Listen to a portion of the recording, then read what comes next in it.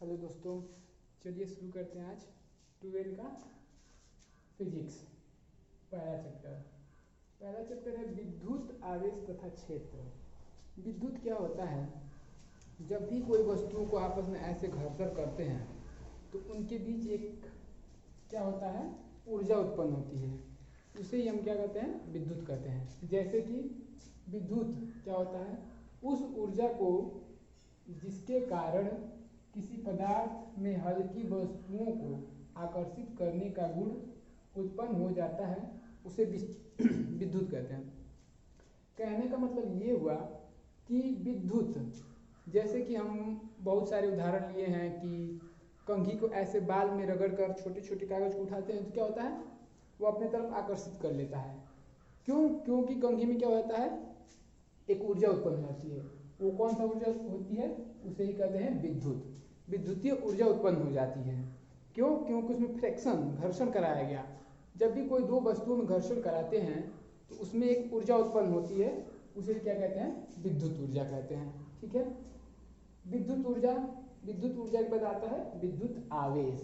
आवेश क्या होता है, चार्ज मतलब कि जो विद्युत आवेश एक भौतिक राशि है जिसे अर्जित कर लेने पर कोई भी पदार्थ क्या हो जाता है, विद्युतमय हो जाता है। जैसे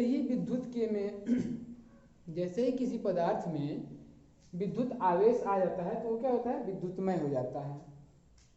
विद्युत आवेश का एक क्या है, अदिश राशि होती है और इसका एसआई मात्रक क्या होता है, कूलाम होता है, जिसको सी से प्रदर्शित करते हैं। और इसका बीमा होता है एम पे 0, एल पे 0, टी पे 0 और ए। एम 0, एल 0, टी 0 और ए पे 0।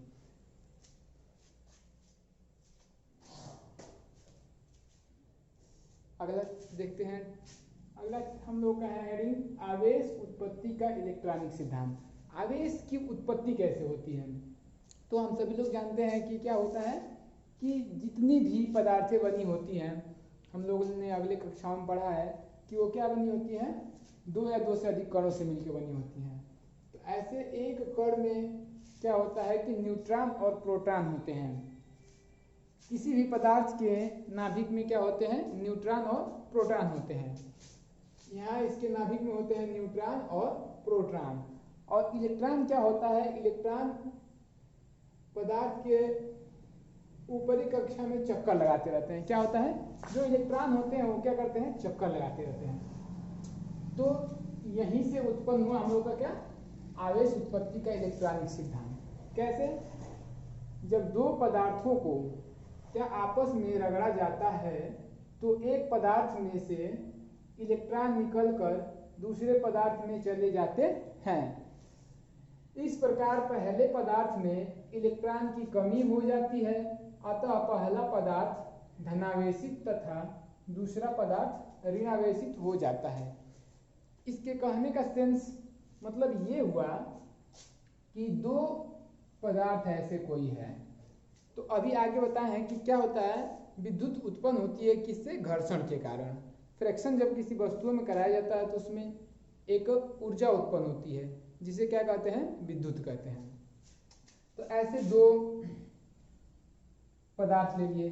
पदार्थों छोटे छोटे कणों से मिलकर बने होते हैं और एक कण में न्यूट्रॉन, प्रोटॉन और इलेक्ट्रॉन होते हैं।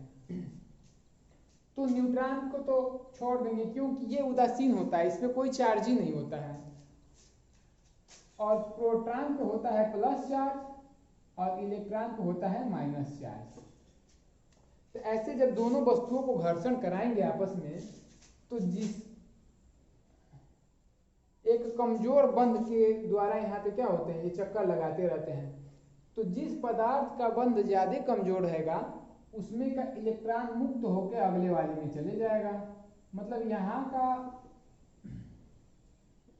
यहाँ का अगर बंध कमजोर है तो इस पदार्थ से इलेक्ट्रॉन क्या हो जाएगा, इसमें चले आएगा। जब इसमें चले आएगा तो क्या हुआ, अब इसमें से इलेक्ट्रॉन निकल के इधर जा रहा है तो इसके पास तो इलेक्ट्रॉन ज्यादा हो जाएंगे और इसके पास क्या हो जाएगा, इलेक्ट्रॉन कम हो जाएगा। तो जिसके पास इलेक्ट्रॉन ज्यादा होते हैं वो होता है माइनस चार्ज, और जिसके पास इलेक्ट्रॉन की कमी होती है उसके पास हो जाता है प्लस चार्ज, क्योंकि इसके पास से इलेक्ट्रॉन इधर गया है तो इधर इलेक्ट्रॉनों की संख्या ज्यादा हो गई, इसलिए क्या हुआ, इलेक्ट्रॉन इधर मजबूत हो गए। ठीक है, तो यहाँ पे इलेक्ट्रॉन मजबूत हो गए तो इलेक्ट्रॉन को होता है माइनस चार्ज, तो ये हो जाएगा माइनस। और इधर से इलेक्ट्रॉन तो निकल के चला गया है तो इधर प्लस वाला ज्यादा हो जाएगा, तो प्लस की शक्ति ज्यादा हो गई तो इधर हो जाएगा प्लस चार्ज।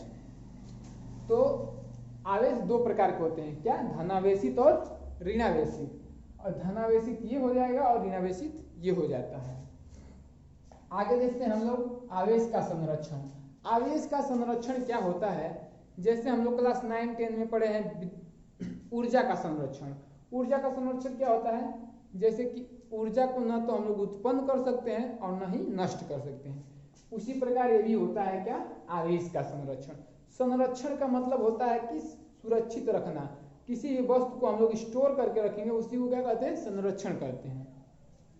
तो अभी यहाँ पे हम लोग देखें ऊर्जा उत्पन्न का, यहाँ से इलेक्ट्रॉन खत्म नहीं हो रहा है ना, अगले वाले में चला जा रहा है, इसलिए क्या होता है, जब ऊर्जा का ना ही तो उत्पन्न किया जा सकता है और ना ही उसको नष्ट किया जाता है, वो ऊर्जा का संरक्षण होता है।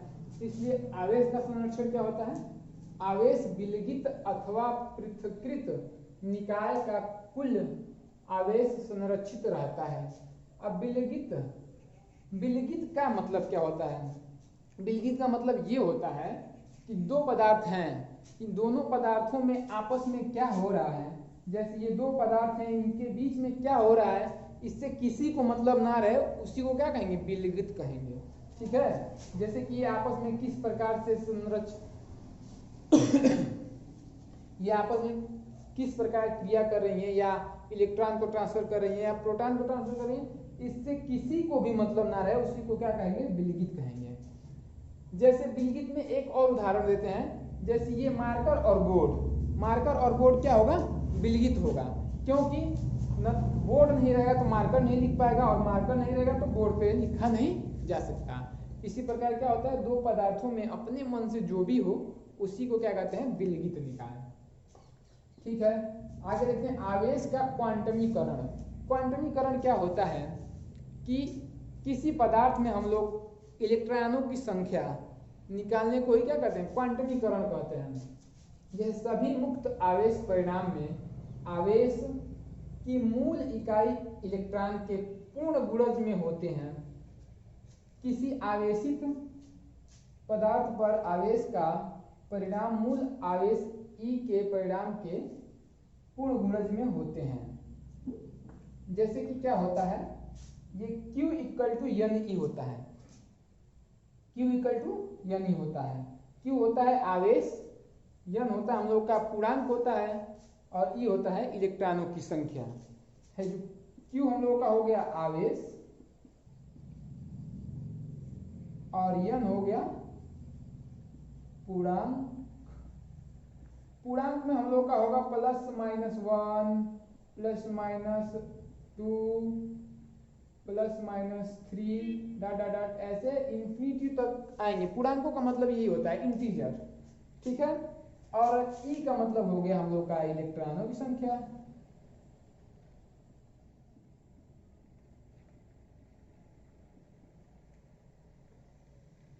इलेक्ट्रॉनों की संख्या। ठीक है, तो क्वांटमीकरण समझ में आ गया।